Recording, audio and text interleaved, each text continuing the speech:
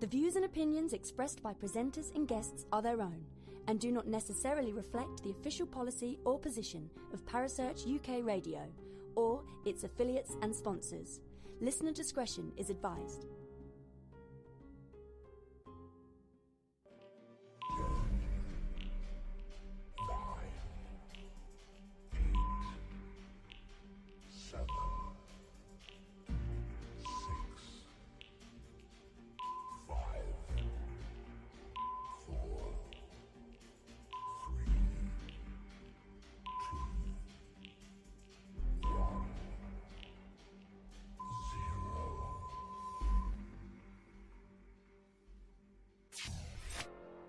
You're listening to Paranormal Concept right here on Parasearch UK Radio with your host, Paul Brook.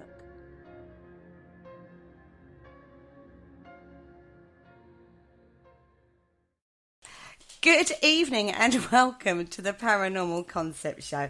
My name is Kerry Greenaway and I know you're used to hearing the dulcet tones of Mr. Paul Rook, but he's still on holiday, so you've just got me at the moment. But I am joined in the studio tonight by an absolutely amazing person. He's an international psychic medium, a paranormal investigator. He is a researcher, mostly well known for his ITC research and bringing experiments and new equipment into the field. He's a public speaker. He's also a psychic. I mean, gosh, there's so many talents to this man. It's absolutely untrue. Please welcome to the studio, Mr. Chris Fleming. Hello, Chris. Hi, Kerry. Thanks for having me on. I appreciate it. Oh, you're very welcome. I'm absolutely blown away you're on, to be fair, in your busy Why? schedule. Because you're so busy all the time. Yeah, yeah. So what is it you're actually doing right at the moment? Because you're preparing, because it's Halloween coming up very shortly. So what is it you're doing right at the moment? Yeah, October obviously is a busy season due to Halloween here, in the States. And do you guys celebrate Halloween in the UK? Yeah. Okay. Hell yeah. What's so funny is I once asked that question when I was doing the TV show Dead Famous. I asked my co-host, that Gail, and producer Charlotte, and they said, of course, and they looked at me really strange. But, sometimes you forget. You don't know, do you celebrate this holiday, that holiday? Who knows? But it is the busy time of the year for that, and I speak at colleges, universities, and, of course, do ghost hunts all over the place. So I'm leaving to go on my tour on Thursday morning, so I'm trying to get everything prepared for that. I'm going to be speaking at 3 different colleges. Then I come back for one day, and then I fly out to Vegas to prepare for Ghost Adventures Live, which we'll be doing on Halloween night from Zach's mansion, the Haunted Mansion, which he's been telling me about for years and been wanting me to come, him and Aaron, and I'm finally going to go see this museum, but I'll be investigating it, and we'll be talking about it, obviously, live for 4 hours. So that's exciting. Then I come back for like 2 days, and then I fly out to the UK for Sage Paracon. Yes, you're coming over to the UK. Yes, I love that. I have to tell you this, Kerry, is, when I did Dead Famous back in, we started filming in 2003, and we filmed all the way until 2006, then we did a live episode. And we filmed in the United States, but I worked with an entire British company. I worked with 2-4 Productions, and I loved everybody that was on the crew. We had such a great group, and we became family. But we always filmed in the United States. I was the only American on the entire production, and I always wanted to go to the UK, so, we didn't get to do that. But I started doing events in 2006, all over the United States, and I always wanted the UK, and I never got an opportunity to go to the UK to, share my passion for what I do and talk about my story of why I do what I do, because a lot of people don't know. They think, oh, you just got selected, you're on TV, and now you're a paranormal investigator. That's not the case. No. TV found me. It's something I've been doing my whole life. So the thing is telling people they want to know what you've done and why you do what you do and the stories you've had and the evidence you've gotten. So this is finally coming true. It's been on my bucket list. I'm now coming to the UK for Sage Paracon 3 to meet the fans and some of the other colleagues out there, as well as we'll get into that in a minute. But I'm excited. I'm really excited. And the thing that makes it so great also is that my buddy, my sidekick, my partner in crime, Barry Guy, is going to be there too. Yeah, we spoke to him a couple of weeks ago on Parasearch Radio, and he was very excited as well. And I spoke to him actually about a year and a half ago, and he was the concept of Help My House is Haunted had only just sort of like only just sort of put out there, and he was searching for locations at that time. So we spoke to Barry like before it was on, and now it's really exciting because it's been on and we've seen it, and it's fantastic, and it looks like you had a great time. Now, one thing I would like to ask you about that, if that's okay, is Sandy Lakdar is the other co-host of that show, isn't she? There's the three of you there. Pardon me. How does that dynamic work between the three of you? Well, it's interesting because we had talked prior to that, unknowingly. I didn't know Sandy was going to be on the show yet. I talked to Zach about the show, some ideas and stuff like that a couple of years ago.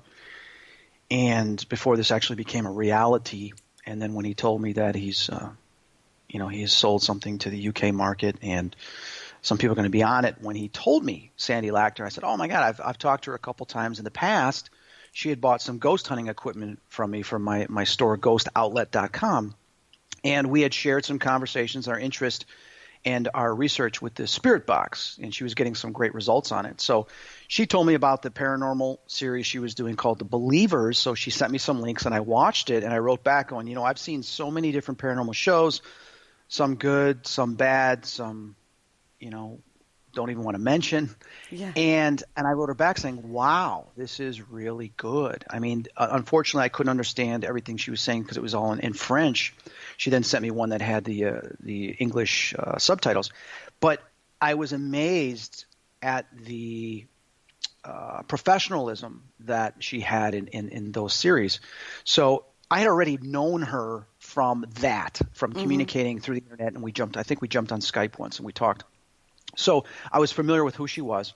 So I said, okay, that's good. But this Barry guy, I don't know who he is, right?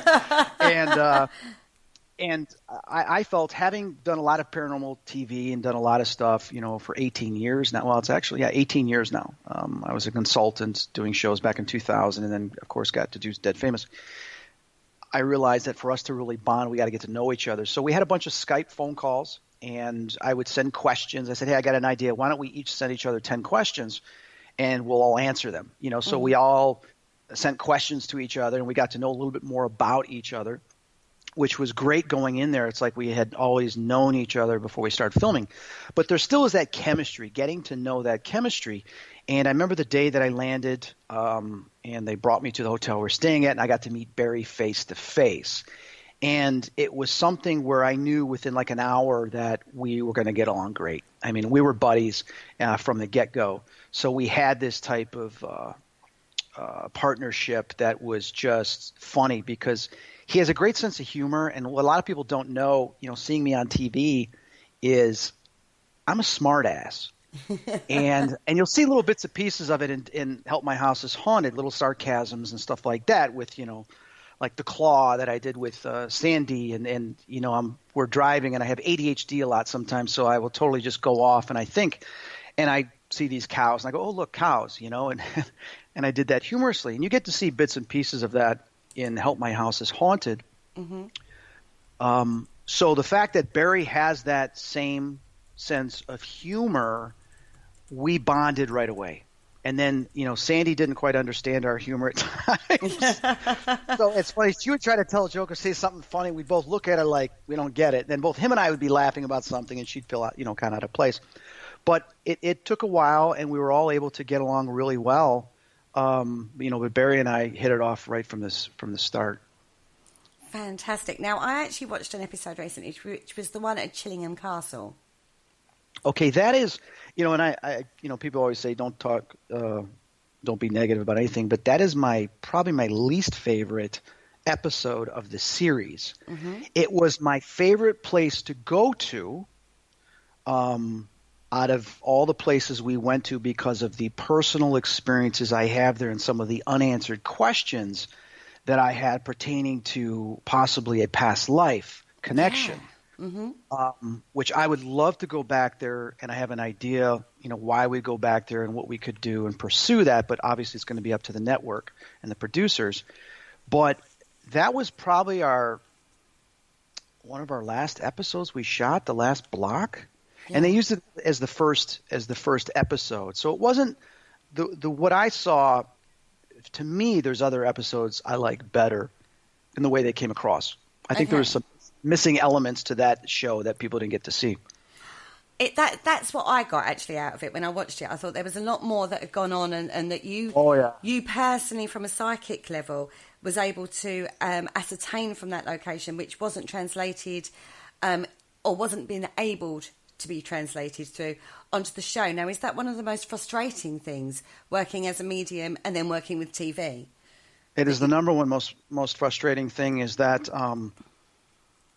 without getting too much into it, is trying to find a director that completely understands the paranormal and that listens to the importance of certain details that need to be in a show.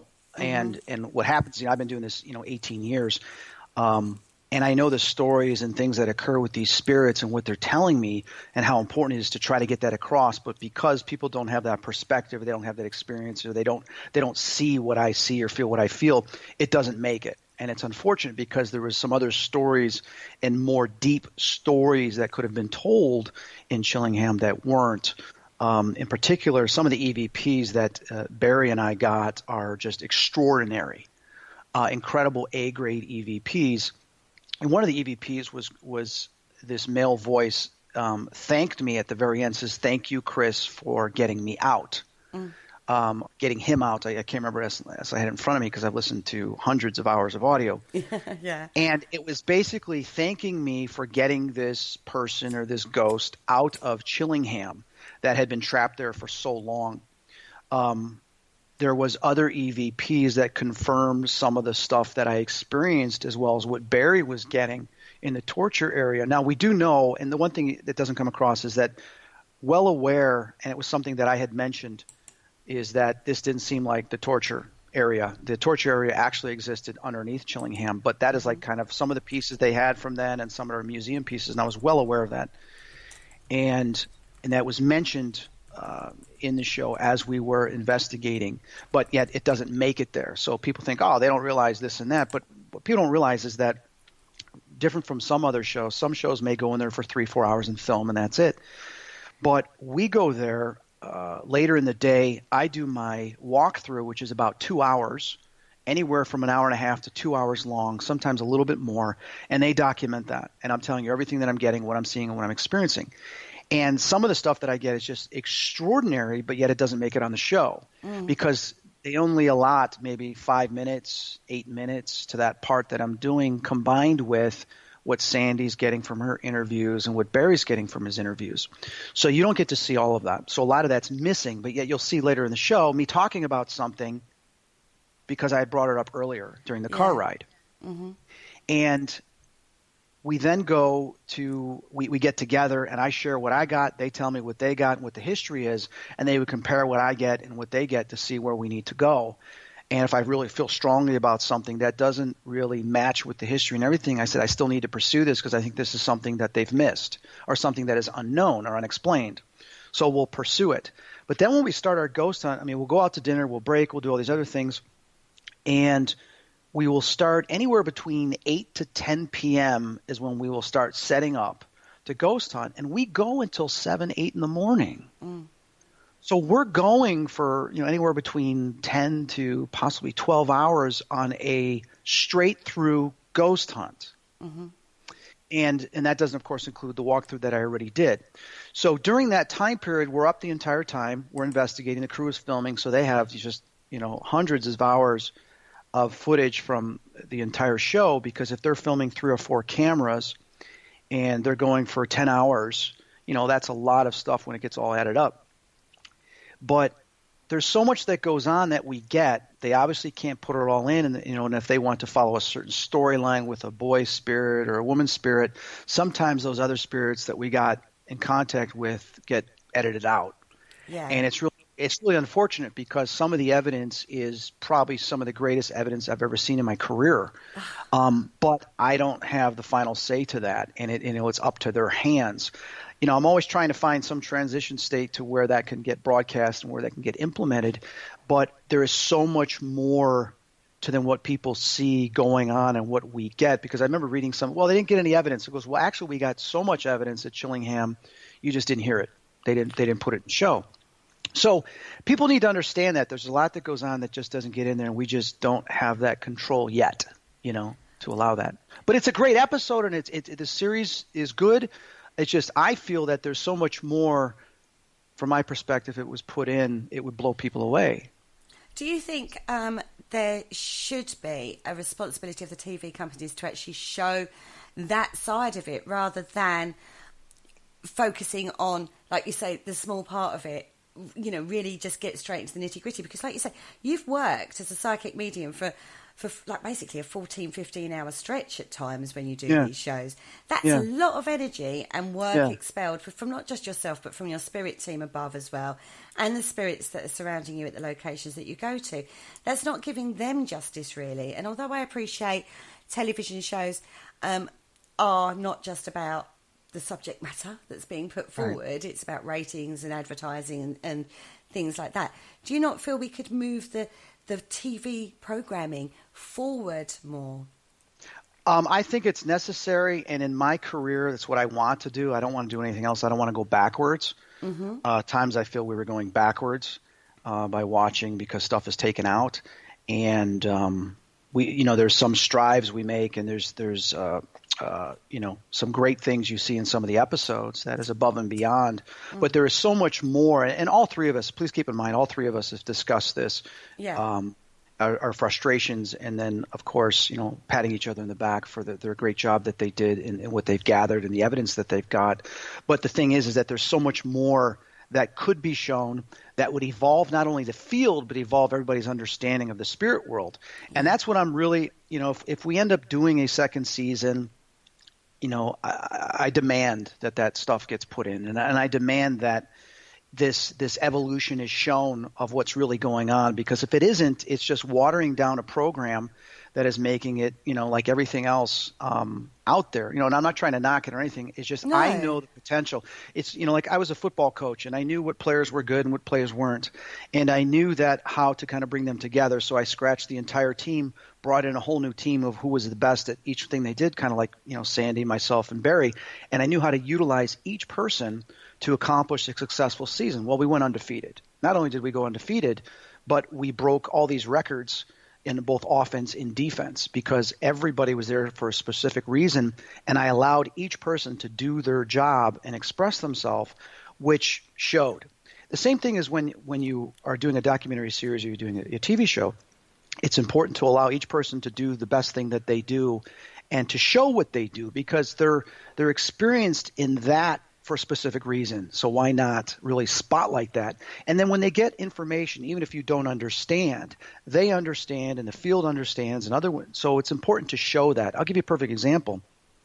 The Fulford mansion we went to, when we were driving in the car, and you could watch this on the episode, is I'm in the car and I started getting really weird feelings and I started seeing in my mind's eye all these people coming out of the forests. And why I was like, okay, who are all these people? I go, oh my God, there's lots of them.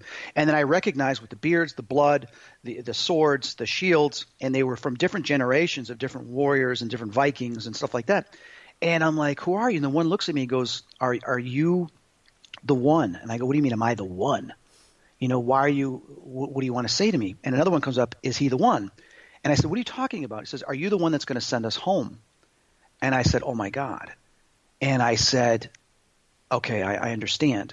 And then he started telling me a few more things. And both Sandy and Barry are asking me questions. And I'm like, well, I see them coming forward. And then they're showing me flashes of them fighting, dying on the land. I go, there was great battles and wars here. I'm seeing all these soldiers. Well, they cut it. Just when I'm about to say soldiers, they cut it in the edit. And I'm like, why? I'm just about to say that. So that was my number one focus, that. And then there was a woman that I was sensing and seeing when we got there. So that whole night while we're doing the ghost hunt, we're coming in contact with various spirits and helping one cross over and this and that. I knew that I had to go back out there and confront these soldiers. So when we go out there to confront them in the morning, I said, we need to do it in the morning just before the sun comes up because we need a new beginning for them.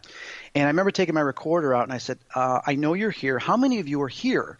And the EVP says thousands. Wow. I play it back. It says thousands. And I said, okay, can you prove to me and the crew that you're actually here? Will you scream out and yell so we can hear you? And I'll record you with my device. Well, as soon as I asked that, you start hearing all the animals. And you see that on the show. You start hearing all the animals yelling.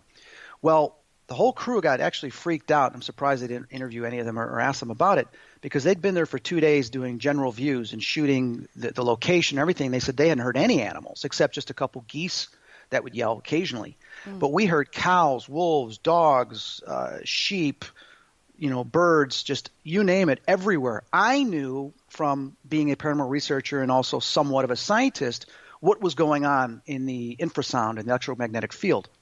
Is that all the animals were responding to, no different than a natural disaster such as an earthquake or a tsunami that's coming. They know that the environment's being affected. So there had to be a disturbance in the electromagnetic field or in the infrasound that was causing this to get all the animals to respond at the same time. Mm-hmm. So I knew there's going to be something on here. Well, when I play it back, I hear what sounds like a crowd yelling. So I remember talking to our sound technician. We put it into my computer and we amplified it, and I said, listen to this. And he's like, oh, my God. What happened is I said, I'm going to record this. Give me a sign that you're all here. And you hear these multiple men yell, hey, they found us. Yay! And you hear like the cheer of hundreds, if not thousands of men yelling. And as soon as they yell, you start hearing all the animals. So I've got it on audio, and then they quiet down, the men, and then they yell again like they cheer, like, yay! And all the animals start yelling again. Now, this went on for about 30 seconds, and I have it on recording. To me, it was the most significant electronic voice phenomena find because not only was it supported by my questions as a medium and what I was coming up with, but it was also, we have tangible proof on video of the animals responding, which how are we going to get the animals to respond unless something happened, right? Yeah. And it happened because they heard the vibration and the yelling of these soldiers. Well, unfortunately in the show, they don't play that EVP. They just play what was caught on the camera, but not the amplified recording. So at Sage Paracon, I'm going to play this for everybody. Oh, my goodness. Brilliant. I'm going to bring the EVP so you guys can hear it, and you'll be able to hear the soldiers yell. To me, this was incredible because it was very touching for me. Later in the audio, I asked them, I said, why are you still here? And they said, we died here. And I said, okay, but why are you still here? He says, nobody prayed for us. How sad. That's actually Here's sad. the thing. I talked to a historian, and I asked him questions about, we found out that there was hundreds of battles, or many battles. I don't want to say hundreds, it might be exaggeration, but there were so many battles on this land over centuries that what would happen in those days is that they would bury the dead right there. If they were enemies or whatever, is that if they weren't claimed or whatever, they would just big trenches and bury them there. Yeah. Well, in those days, 1,000 years ago, hundreds of years ago, when someone would die in battle or someone would die, they would have a big funeral. They would have a ritual. They would burn their body, or they would do a special cultural thing that they would do to make sure that their soul went to the other side, went to Valhalla or went to heaven or went to whatever they called it. Mm-hmm. Well, imagine all these soldiers with that belief system, with that religious system in their culture, that no one's there to pray for them and send them off, so they're stuck there. Mm-hmm. And they've been stuck for that whole period of time. So I said, okay, so I did prayers for the dead, and I went through multiple different prayers that I used to send spirits off. And the interesting thing occurred in one of the audios. It says, we have to go now, thank you. Reggie's calling us. And I'm like, Reggie? Oh, my God. Reggie's my father who passed away in 2009.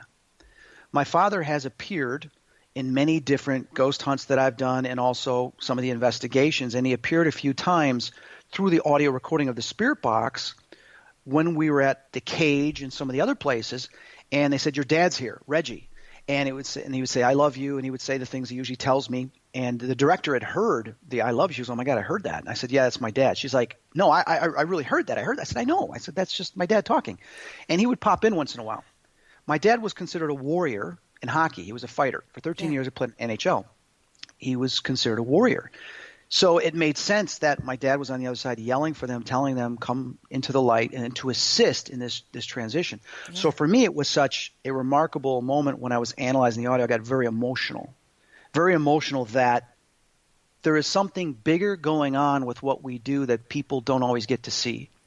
And for me, it's important that people do see this, hear this, and experience that with us, because it will help evolve ghost hunting to not just ghost hunting for thrills, but ghost hunting with responsibility to also try to assist some of these spirits and to send them home. Mm-hmm. Some ghost hunters have told me, like, I don't want to do that because, we don't want to do that to our place because we want them to still be haunted so they're here so we can sell tickets. And I said, but, that's slavery. That's like a form of slavery, is you're trapping them here. Trust me, there's so many spirits in the world that why not send some of them home? Yeah, it's a responsibility to the souls. Correct. I agree. I'd like to take you away a little bit from your TV work, because we've watched you over the years, like you say, 18 years doing TV. I'd like to talk to you more about your connection to spirit. And some people have one spirit guide, some people have several. Do you have a specified spirit guide, or do you have just an open connection? How does it work for you? I know that there are spirit guides because I've come in contact with them, and I don't know their names. For me, it was always I had some type of connection that I don't understand exactly why yet. There are some theories based on my experiences, but I don't want to jump to a specific conclusion, that I have a strong connection with angels. And because I've seen angels since my childhood, and occasionally an angel will manifest and show itself at a time when either I'm doing prayers for the dead or helping an animal crossover that's been put to sleep, or if there's a demonic infestation in a house, I'm confronting a demonic entity and the entity reveals itself to me to where I see it or attacks, I have seen angels appear and do what they do, and sometimes deliver a clear statement or a very simple message with just a few words. They won't have a conversation back and forth. They're very stoic and very quiet unless they are allowed to deliver or say something that won't affect my entire life, but will just suit its purpose for that precise moment. I have a hard time believing people that say that they speak to the angels all the time and they talk back and they go back and forth, because my experiences I've had my entire life, and even my out-of-body experiences, is that's not allowed. It's not allowed because you are supposed to have this experience here and not be distracted by communicating with them. And it goes into, how do you know you're even talking to an angel? It could be a demonic entity, this and that. They can pretend. Is that they're not allowed to interfere. And that's what happened with the fallen, which when you look at the book of Enoch and you look at certain scriptures, that the angels fell because they started having that relationship with the physical, with the humans. And they started communicating too much, that it wasn't allowed, because you can't disrupt this environment, this study, these people that are existing in a different dimension. Otherwise, you will confuse them. They will start treating you like gods. They will believe in miracles, or they will try to constantly ask you for help or advice instead of just helping themselves and doing what they're supposed to do. Mm-hmm. So what I've been told is that we're not allowed to intervene like that unless he, the creator, tells us to, and unless we're called upon for something that serves a greater purpose. So for me, when I have occasionally seen them, there's even times they put me in my place. I had this entity, it was back in January of 2011. I had done a demonic case, and this demon jumped on top of me, and it was holding me down to where I couldn't breathe. And my girlfriend at the time saw my body concave into the bed, and she jumped off terrified. And I said, "Do you see it?" She's like, "No." And then I saw this thing on me. She went and got the holy water, and I communicated with this thing just briefly. And then all of a sudden the thing opened up, and these lights came down, and these angels. And I said to the angels, "Wow, you do this for me to protect me from these demons?" And they said, "No, we do this for everybody." Mm-hmm. And that was such an important thing. It's like, you're not special to where we just do this for you, okay? Yeah. Mm-hmm. We do this for everybody. And then I realized the responsibility I had with that statement, how it put me in my place, which I needed to be put in my place, to realize that this goes on all the time, even if people don't believe in them. And they don't do it to get awareness, like, "Hey, the angel saved me. Thank you. Hey, you're welcome. All right, see you later." They don't do that. They do it because they love us, they care about us, and because the Creator tells them to, and they're not looking for approval or likes or pats on the back. No, they don't do it because of ego. They do it because that is their existence, is to do that. And they don't question it. So they said, no, we do this for everybody, not just you, because we don't want you going around, hey, these angels appeared for me and they protected me. And no. We do this for everybody. So I put my faith and trust in them, but I have had experiences pop in of spirits sometimes that have guided me or told me certain things, and ones that have tried to lie to me that I confront and question. So that is my protection. That is what I go to. I think that's a pretty awesome way of putting it, actually, because I think there is, how should I put this without sounding rude, a genre of people talking about angels and, like you say, channeling angels every 5 minutes. And when you said, like, you know, they don't do it for likes, I just imagine Archangel Michael on social media going, hey, and wanting like 1 million likes. And you're dead right. Whenever I've encountered, which is not often, that kind of entity, it's not been something that you could have had a conversation with. They've came in, done what they need to do, and gone straight away. It's not that close an interaction. Whereas when you get a spirit from, like a human spirit, they want that interaction. They want to pass that message on and tell their story. Well said. Well said. You know, I was doing a ghost hunt at one of these colleges, and there was some negative entities coming through, and then some spirits kept saying prayer, and they will know, somehow they'll know what I do at times when I come there, and other people that do what they do as well. It's not just me. There's so many people that are aware of this with prayers for the dead, and I think it's important.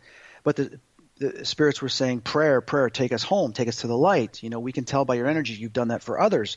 So I said, okay. So I did some prayers, and I said, the whole students, I go, everybody say Our Father with me. And we said, Our Father. And then I did prayers for the dead. I want everybody to focus on the angels coming to help us. And then all of a sudden you hear the spirit box start saying, angels, the light, there's 3 of them. And then you hear this voice so powerful that comes through the spirit box, goes, awaken now.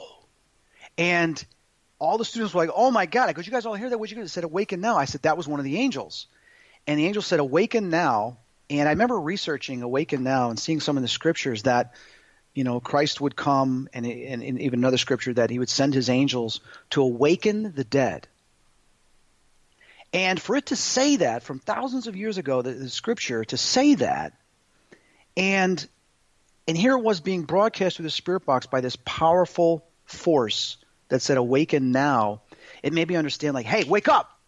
Wake up. You're no longer dead. You're no longer in this depression. You're no longer suffering. We're here for you. Do you want to go? And they're just like, and when I heard that, and it was backed by scripture, I was like, you know, we're involved in something very important. And I want to say it's greater. It's part of a purpose that we all have, but it's also a responsibility. So when people say, oh, you're a ghost hunter, I said, well, I don't like the word ghost hunter. I'm way more than that. That's someone that just looks for ghosts and gets thrills and gets a few EVPs or hopes to get a photograph or a video and gets spooked, and that's it. Okay? I don't know what to call myself or a term, and you know what? I don't need to label in anything. My responsibility is to help the spirits there in any way I can. That's my responsibility. Not just communicate with them, get them to say hi or I hate you or this or that, but to actually have a dialogue with them, try to find out why they're there and what I can do to assist them. Yeah, and that's what it's about, isn't it? It's help.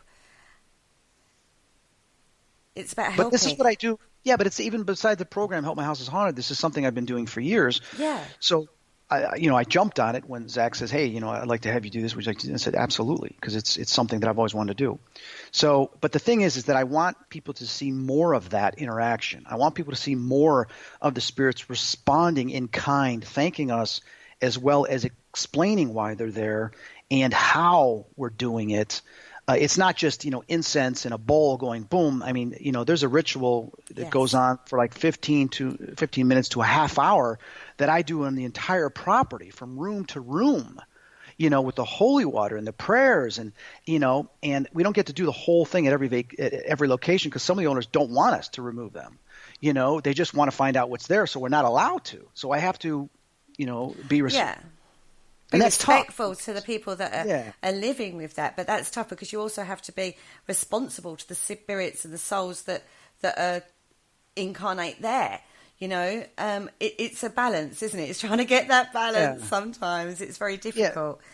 Yeah, and I saw a comment once. Someone said, you know, hey, wow, you guys just you banged a bowl a couple times, and all of a sudden the spirits cross to the other side. Okay, sure.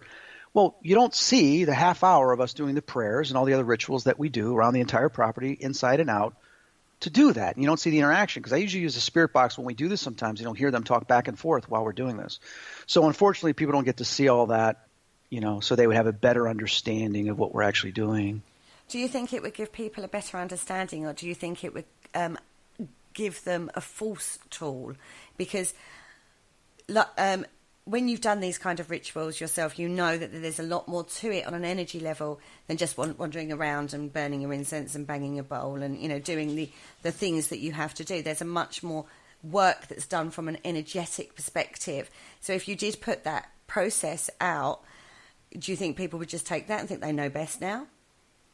So it's a good idea that we don't show that, because they haven't done the knowledge work for themselves, that internal learning process themselves, that it's more of an energetic thing than it is just using tools.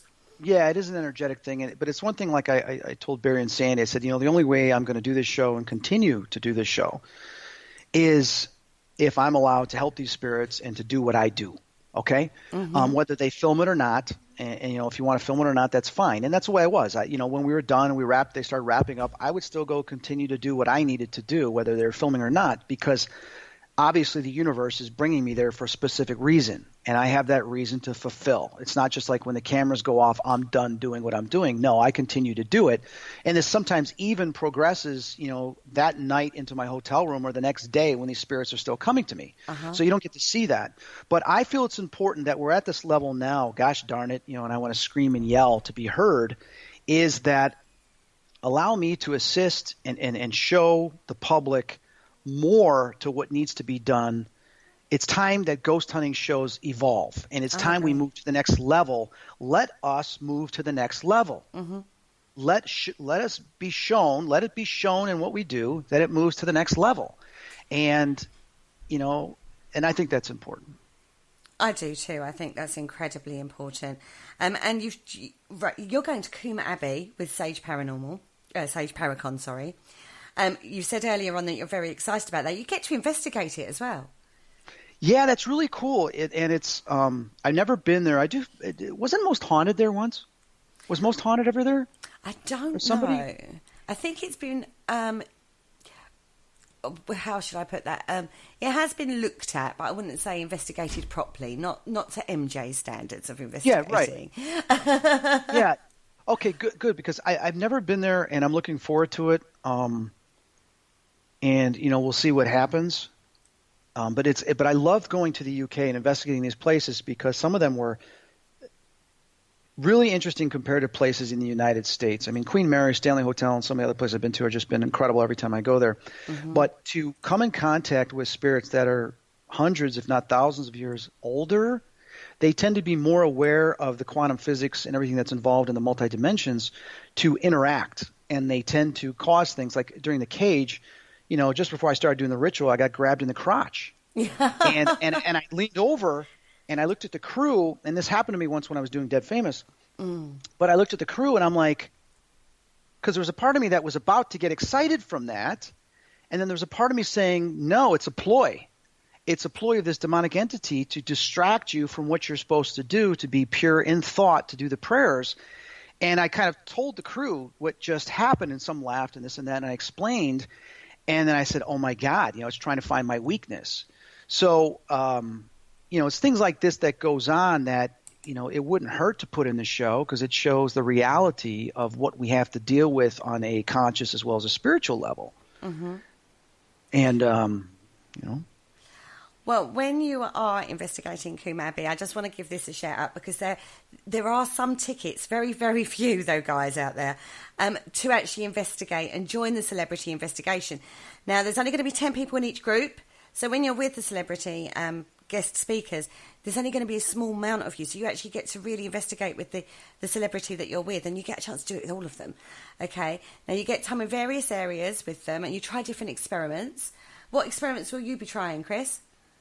Well, the one thing is, I've been doing this for 12 years now with these ghost hunts with groups, and I love doing this because people get to see exactly what we do for themselves, not what you see on TV, but in reality. So I think I might be matched up with Barry or not. I'm not sure. If I am, it's great. But I will show them what I do. I'll show them how to focus your thoughts and everything and open yourself up to have experiences and connect with the electromagnetic field to where your consciousness now becomes a part of the room. So you can detect when you feel changes in the room just like I do. So I'm going to share that with them and how I do that.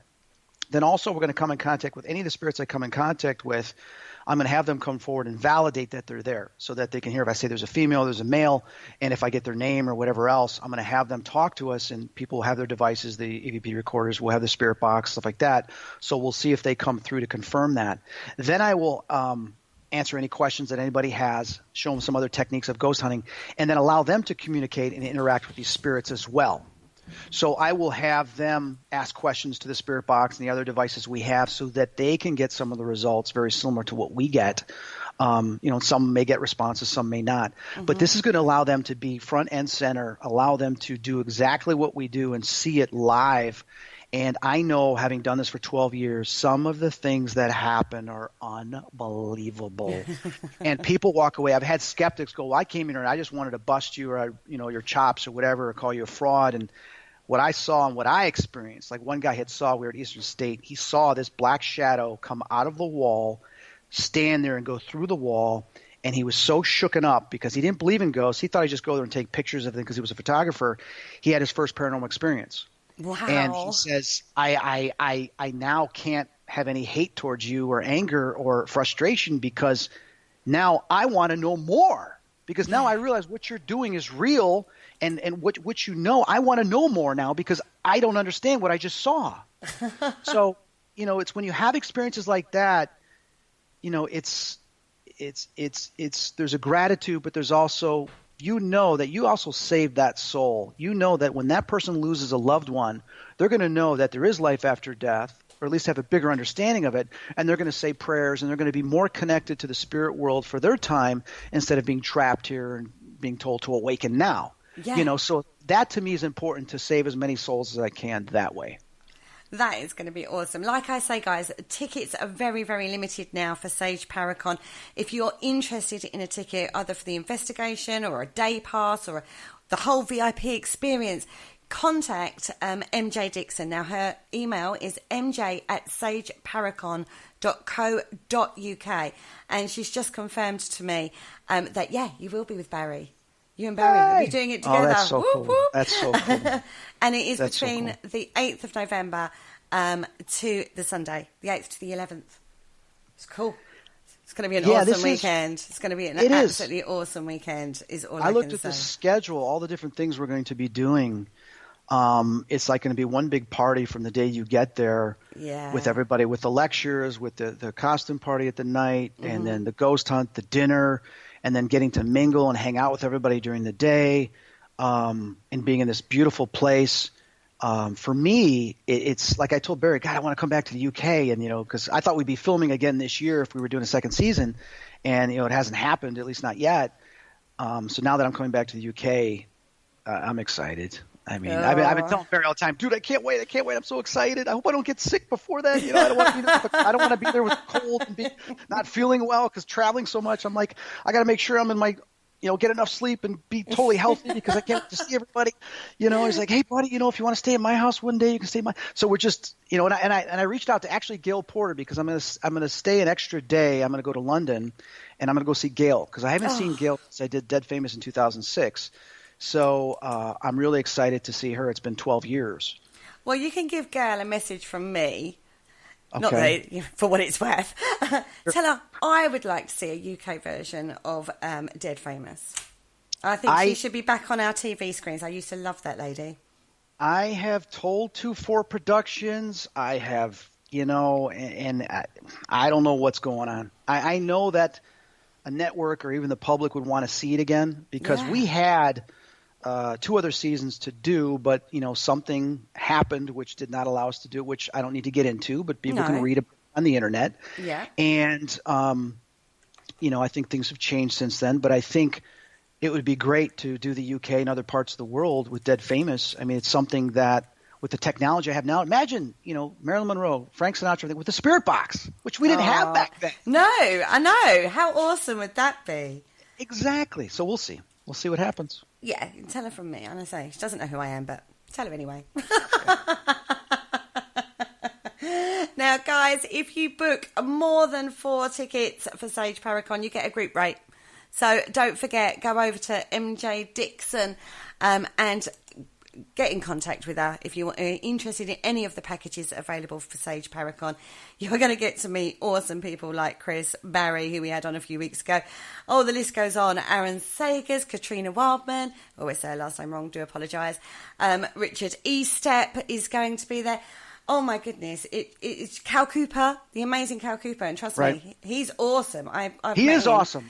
I've met him. I interviewed him on one of my podcasts, and I look forward to sitting down with him and discussing, as a fellow colleague, the research into EVP and everything else. And I look forward to meeting the other Barry, and I look forward to. I know Katrina, having done events. Same events as her since 2006. It'll be great to see her. And Aaron Sagers is a great friend of mine. So I look forward to seeing him as well as meeting some of the other people that I've never met at this event. So it's just going to be – it just seems – it's like a vacation with friends. So that's what I'm looking forward to. Okay, so what's your drink tolerance level like is what I want to know. Are you a good drinker or a bad drinker? Because you kind of need to get in practice a little bit, I feel. Yeah. I don't drink too much, and there's a couple of reasons for that. One of the reasons is I've come to see – especially myself being under attack like I am, it's when someone does not complete control of their physical and their mental state, spirits can slip in. We call it a walk-in. And I know that there was one of the magazines did an interview on me, and I can't remember which one it was. I think it was Haunted Magazine. In the Haunted Magazine with the Dead Famous interviews, I talked about some of those experiences, as well as in Raw Magazine had an interview where I talked about 2 women that had been taken over, one of them because she was on a lot of different drugs and medications. And because of that, we have walk-ins. I've had sometimes where I drank, something slipped into me and almost got me in a really bad situation. And before I saw it begin to occur, I stepped back and the entity came out of me, and then I saw the entity. So I've witnessed that it's okay to drink and have fun. I have no problem with that. But I usually tend to, after 2 drinks, I stop because I want to be in control, and I know that they're just waiting for something like that. Plus, the thing is not to bring it up, but my father at one point became an alcoholic after he played hockey, and there was a period of time he went through that was really nasty, and it was something that I said I'm going to be responsible to, or I'm going to control myself. But don't get me wrong, I'll have a drink or 2, have fun, but I usually have a limit, 2, 3, and I'm done. That's it. Oh, okay. With what I do too, it's like I have to constantly protect myself. Yeah, you're very aware, aren't you? You're very your psychic awareness is always on the go, really.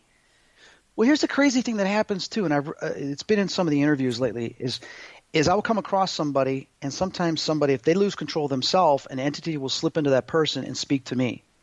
Oh, wow. And just even if it's for it usually it's just a couple words they'll say. They're like, we hate you, or we're watching you, we're following you, we've got this and that, and they'll be like, what?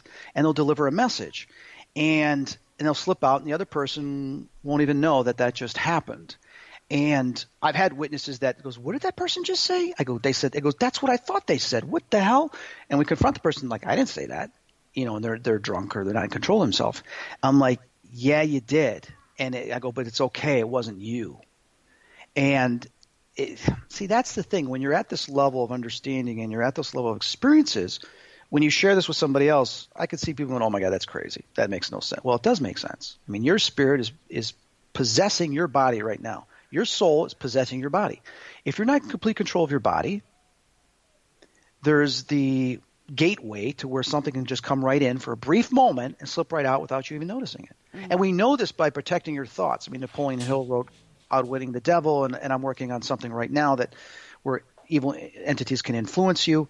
is that sometimes things pop into her head like, oh my God, where'd I get that thought? I would never. It's because you have an entity kind of trying to put that in your head, making you think it's yours. Yeah. And they bombard you with that at times to where you begin to think that that's your physiology or your psychology, your mental state, and then you start doing those things. So it's that influence which, if I wasn't doing all the things I do, I may not have to worry about it so much. But when you do these things, you deal with evil spirits, they're looking for you to mess up. They're looking to find a way to get back at you. And that's all they care about. And sometimes it's relentless. It won't stop. And, I'm tending to believe that some of the psychological disorders out there, some of the people that are disturbed by voices are actually hearing voices, are actually being attacked by entities. And I actually have one way to prove it. And if there's any psychologist out there or therapist that doesn't believe me or would like to pursue this, let's get together somehow, some way with one of your patients that hears these voices and that's disturbed, and I'll be able to tell you whether or not they have an entity attached. And if there is an entity attached that I believe, I'll prove it to you right there. There is a gentleman in the UK that is working in exactly that way with mediums. Really? Yeah, with psychic mediums. I would love to know his name, and I would love to have a conversation with him. So we need to talk about this later because I have a project working on a research project that I want to pursue this and I want to document this, and I would love to get his information. Okay, I'll tell you about that afterwards, but his name is Dr. Terence Palmer. I did interview him a couple of months ago now. I met him recently. What is his belief? What's his belief? He is he's a doctor of psychology. Okay. And he is dealing with mental health patients. And he uses a psychic medium to link in to see if it is a mental disorder or it is a psychic attachment. Wow, that's brilliant. Good for him. That is, and he's documenting all of his research that he's come up. And he's actually a member of the SPR as well, and they're very interested in his work. So anyway, I'll give you his details later. Please. Okay, so Barry is actually in the chat room. Barry! Guy. He's in the chat room. He says hi. And MJ sends her highs too. She says hi. Hi, MJ. And she wants to know how your singing is. How are you? Have you got a good singing voice? Well, we'll have one or two drinks before I sing. I think we all need that, love. But there's like 2 or 3 songs I can sing, and I definitely will get up there and sing that I enjoy singing, and I will do that, and we'll have fun. Okay, so what are those songs? Give us a little heads up. What the songs? Blues Brothers, Soul Man. Oh, yeah, it's classic. I like singing, but I sing it kind of a James Brown version of it. And, and then, believe it or not, people are going to laugh, but I like a lot of Bon Scott songs. There's only a couple I can sing, and one of them is Big Balls. Oh, yeah, Barry says that's a duet. I'm a upper class society. God's gift to ballroom notoriety. And I'll sing that song like Bon Scott, and, usually everybody's laughing their ass off. So. Oh, brilliant. And Barry says there's going to be a duet, I'm sure, at some point. Barry can sing the chorus. I was thinking more like Endless Love between the two of you, actually. What? Endless Love, Lionel Richie, Diana Ross. Oh, I don't know that song, sir. I might. I don't. I listen to hard rock and I listen to new age techno, like Delirium, Enigma, Conjure One. I like a little bit of rap, but I like the old '80s and '90s hard rock. Some of the classic. I was a big heavy metal guy. You don't look like a heavy rock guy. Heavy metal guy? AC/DC, Judas Priest, Iron Maiden. I've been listening to Wasp a lot lately, which was one of my favorites when I was younger. Crocus, goes on and on and on. Van Halen, all that. Led Zeppelin. Oh, you surprised me. Why? What did you think I listened to? Like Frank Sinatra? I don't know. Anyway, let's get back to some of the work you've done before I have to let you go.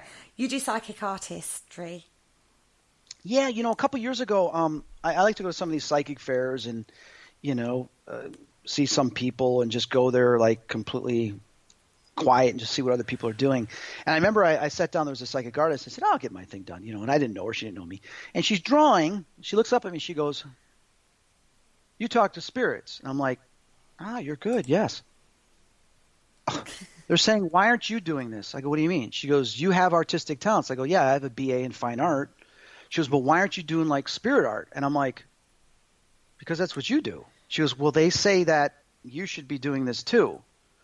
She goes, you do readings, so why aren't you drawing what you see? And I'm like, I don't know. I never thought of it. So I remember I went home, and within that week, I bought a couple supplies, and I was going to do pastels, and called a buddy of mine up, and I said, hey, I want to try this. And I did a reading for him. I did it, and I was like, my God, this is like Van Gogh. And that wasn't literally like Van Gogh, but to me, it was like, wow, this is beautiful. This is something I never would have, thought of or seen or whatever, but it came through my channeling through the reading. So I started doing it. And then I started going to watercolors because I like the watercolors more.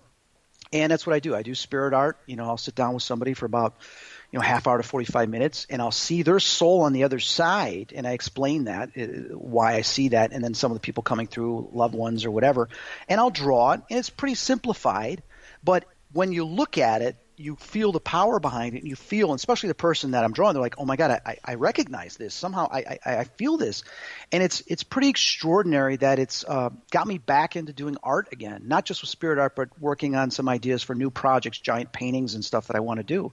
So I feel blessed that the spirit world was kind of kicking me in the back of the head saying, hey, you're supposed to be doing this too. That's awesome, because no matter how connected you are, they always surprise you at times, don't they, the spirit world? I go off into so many different tangents, as you can probably tell during the radio interview.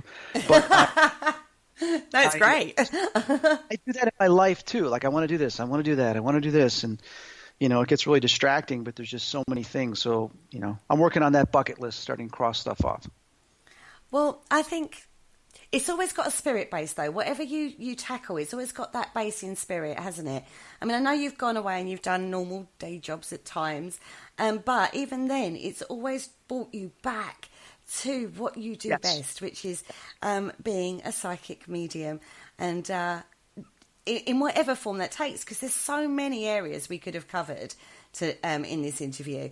Out of body, we haven't even touched the influence you've actually had on paranormal investigation in regards to tech you've helped bring to the what we use nowadays. We all use the SB7, we all use a K2, we all look for temperature changes now, and you've been instrumental in bringing that into the field. Yeah, I tried to do that on Help My House is Haunted, but unfortunately a lot of the stuff wasn't in there. Because I know Sandy has some contributions to the field that they didn't use some of the terminology she uses, which I think is great. So I'm really going to fight for that for the second season, for them to allow her to give that contribution to the field as well. And I know Barry and I are working on some, ideas and experiments to do as well. But like I told him, I says, I'm only going to do a show if I can contribute. So my contributions for the first season was to awaken people up to prayers for the dead. And to get out there, and when you're done with the investigation, whatever spirits want prayer, whatever spirits want help, to really do that for them. You owe that to them. It's like walking on the street and someone asking for help. They're bleeding, or they broke their arm, or they're, you just can't walk by. You just asked them to do all these other things for you. Now you have to help them. You have to give something back. And for me, that's giving back. And that was the contribution I want, which I felt it was shown. I wish a little bit more was shown in the reciprocation on their end. But I believe you can see that in the series, and I'm hoping you can see more of it in the second season. But like I said, everything I've done, every single show I've ever done, there has to be a contribution. There has to be something that I know or I've learned that comes across in that show that other people can utilize as well, so that we can grow, we can develop, and evolve in this field to fully understand, which we're trying to do, that veil. Yeah. Spirit world. That's it, exactly it. Thank you so much for joining me tonight. We're actually coming to the end of the show. Aww. I know, it's been awesome. Barry has actually just said "Help" by the Beatles. He thinks you should do Help. That's pretty. You know what? No, he can sing that, and I'll just stand there and look at him, and I'll go, no. And I'm not going to help you. Now I help everything else, but I'm not going to help you. I might sing it with him, maybe. Oh, now there we go, my beautiful people out there. That sounds like a definite. Like I said in the show, if you'd like tickets or any information regarding the Sage Paracon, then please get in contact with MJ Dixon. I'm going to repeat her email for you. It's mj@sageparacon.com. And if you still didn't get that, then go over to the Parasearch Radio group page. I will share all the details there for you. Or go over to Sage Paracon group page on Facebook and you'll find the details for yourselves. On that note, thank you so much once again, Chris, for joining me tonight. It's been an absolute pleasure. I'd love to have you back on so we can discuss some things we didn't get a chance to discuss. No, absolutely. Thank you. But I will be catching up with you whilst you're at the Sage Paracon, I'm sure. You got it. Well, thanks for having me. I appreciate it. Let's talk afterwards. I want to talk to you about that doctor. Yeah, no problem at all. On that note, thank you all for listening. Thank you for joining us into the chat room. And I will see you very, very soon. Don't forget, tomorrow evening, 9 p.m, Haunted Histories with Penny Morgan is on for a night. I always miss her middle name. How bad is that? That's a really bad presenter moment there. She is talking about Ford Green Hall with Chris Cello tomorrow. That's who she's doing tomorrow night. So join us live at 9 p.m. And on that note, I bid you all a very farewell. Thank you for listening. Don't forget to join us for more shows throughout the week. Find us on Facebook, Twitter, and the World Wide Web to keep up to date with all the shows right here on Parasearch Radio.